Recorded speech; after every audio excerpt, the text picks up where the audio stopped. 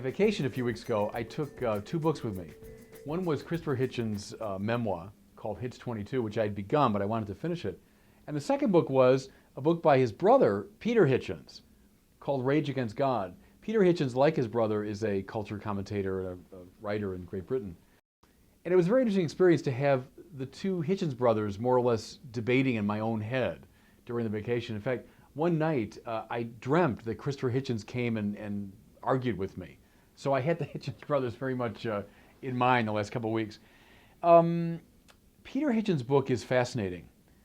I mentioned it's called The Rage Against God. It's an exploration of the whole atheist phenomenon, which has been led by his brother. But see, Peter Hitchens went through an atheist period and came out as a robust Christian. And now he offers his reflection on his own atheism and how he made the transition. Unlike his brother, who has a kind of Baroque style, Peter writes in a very direct, sober way. Here's the central argument. There's an essential relationship between Christianity and a healthy civilization.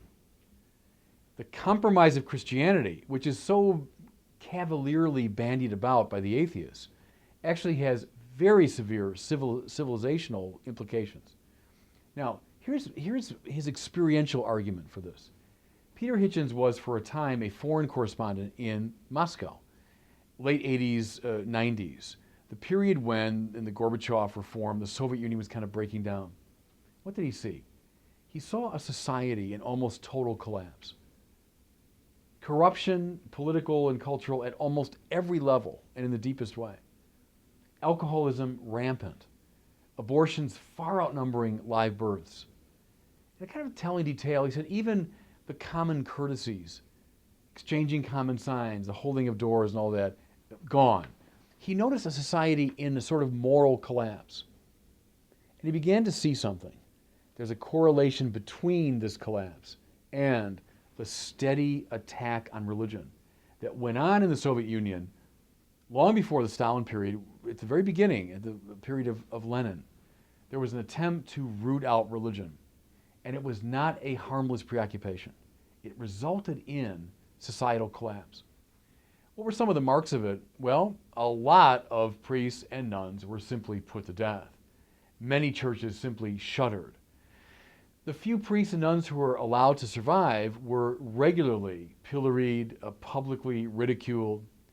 Above all, perhaps, religion was characterized in the Soviet Union as a pre-modern, pre-scientific superstition, and religious instruction for kids was construed as a species of child abuse. Okay, what does Peter Hitchens see? He sees in his own brother, Christopher, and his colleagues, the new atheists, he sees the very same set of emphases. The new atheists today want to jettison God. They want to characterize religion as silly, superstitious, pre-scientific nonsense. And they regularly characterize the education of children along religious lines as a type of child abuse. What's the correlation? Their attack on religion, Peter Hitchens fears, will have the same dire consequences for civilization as it had in the Soviet Union.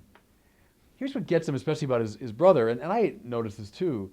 Christopher Hitchens burns with a very powerful indignation against all sort of moral outrages around the world.